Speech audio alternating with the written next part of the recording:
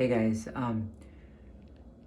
so I know I'm uploading, I don't know, I have all these videos now that one I'm trying to upload and now I'm making another one explaining that video. But there's a lot of chaos today, a lot of chaos. My mom had a doctor's appointment and normally I have to go with her now, which is difficult because when we leave the apartment, the perpetrators come in. And sometimes it's obvious what they do, they'll open a window or they'll turn the clock back or they'll move something. But it's, there's always, the question mark when it comes to what else did they do? Did they tamper with the food again? Right? Did they put up more cameras? Putting my own cameras up is useless, right? If I have a camera that's connected to Wi-Fi, they disable the Wi-Fi. They've done that before, right? I had a live stream to my phone of the entire apartment and they disabled it. There were moments where it just went offline, the camera, and the internet, If it's a camera that is not connected to Wi-Fi, where you store everything inside the camera or on a little card, they'll tamper with the camera, they'll destroy it, or they'll do something to the card. I'll come home and either the camera's off, or there's something wrong with the card. It's not working. Because they already know where I'm putting the cameras up. Why? Because they can see in our fucking apartment.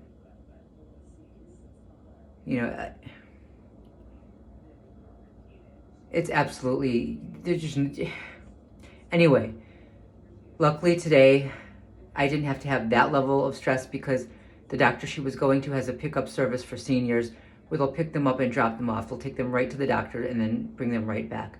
So I didn't have to go with her, although that is also stressful because I want to make sure she's okay. Then I have to worry about, is she okay? Are they going to mess with her?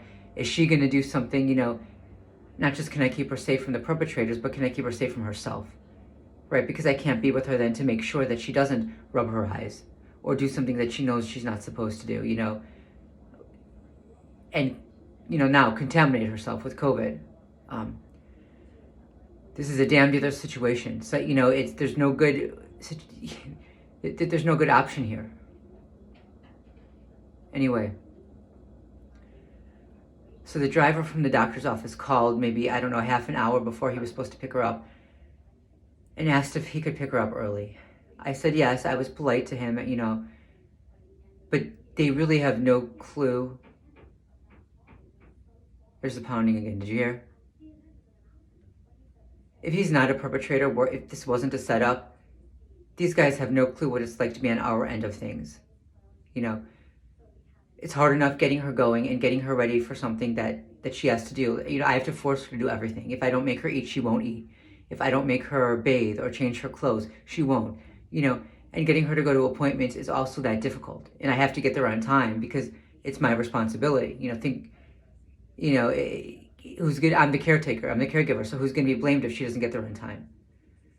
So just doing normal things, functioning normally is a constant fight with her because she gets angry with me because she doesn't want to be told what to do, but if I don't tell her what to do, she won't do it. So just getting her ready to go to her appointment to be picked up at the normal time was difficult. Then telling her she has to get ready sooner and hurry was bad. It was bad. But I did. I got her ready. I sent her downstairs, and as soon as I sent her down, the phone rang again. Normally I wouldn't pick it up. I mean, if she's right by the phone, I'll pick it up to make sure that she doesn't pick up a call from the prank calls or from the false prophet. But if she's not by the phone, I'll just let it ring because I don't want to have to deal with that crap either. But I picked it up today because on the days that she has her appointment, the doctor's office sometimes calls and creates chaos and, one thing after another. So I pick it up. And plus when she's out, I want to make sure, just to make sure there's not an emergency. So not that she goes out often anyway without me, but when she is at this particular doctor, because this is, one place where I can send her where I don't have to go. I answer the phone then. So I answer the phone and I sent her down. I answered the phone. It was the driver again. It wasn't even time, the rescheduled time, the earlier time yet. But he said, "Is she down? Is she down there yet? I'm here. I'm waiting." And he was a little bit testy, not really, but a little bit. And I'm, at that point, I did get testy with him. The second time he called, I'm getting tired. Just don't. You know, he called to make the appointment earlier. Now it's not even that time yet. You know, it's not even the earlier time he's scheduled for, and he's saying, I'm down here, where is she? Well, she's on her damn way. I didn't say that. I wasn't that rude, but I did get a little testy back with him at that point. If it wasn't a setup, if he was not a perpetrator, these little bastards, they just don't realize what it's like on our end of things. You know, if he wasn't a perpetrator, he's probably running his damn mouth off about me, about how I got rude with him. But the truth is, they just think that our jobs are so damn easy. They have no effing clue what some of us have to deal with and how much harder they can make that for us.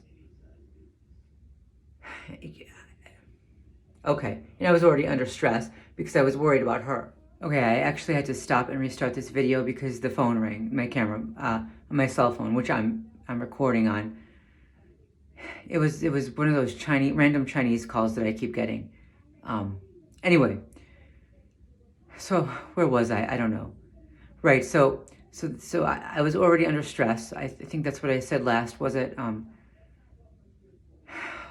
was I? Right, so I don't know if this guy was a perpetrator or not, but another coincidence happened when he called. The name he gave was a name that I had been thinking about a few days ago when I was contemplating using a different alias if I ever had to run. And I've done this before too, where I would think about a different alias that I might use if I ever have to really flee. And then the perpetrators will have someone repeat that to me, right? They'll have them give that as their name. And it's someone who has some significance, right? In this case, my mom's driver.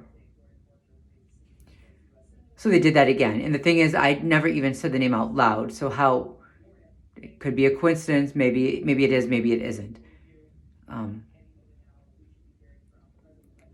Either way, it was very stressful. And then, okay, so she went to the doctor, whatever. And I sat down to relax for a little while and to pray. And they started pounding again. And then they started drilling. And it's just going to be more and more and more stress. That's how they do it. Anyway, I'm not going to make this too much longer. I had to make this video in 2 parts because the damn phone rang. That was intentional on their part. I'm sure it was. I'm going to put these together, and I'm uploading some other, some of the pounding as well, and some of the drilling. Peace.